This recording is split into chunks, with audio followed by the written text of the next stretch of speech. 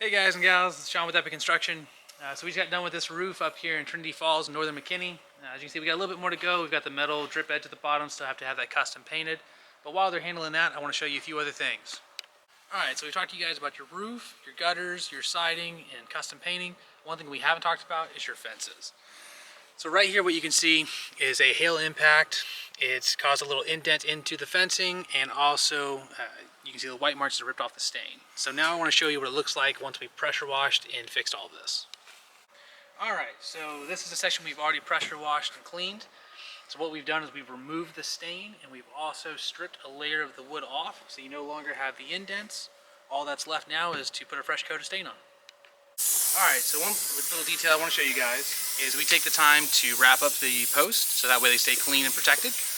As you can see, we're getting the fence taken care of for the homeowner. We'll soon get this wrapped up and taken care of for them, and they'll be good to go. If you or anyone you know has any concerns about some possible storm damage to your home, we'd love to help you out. Give us a call.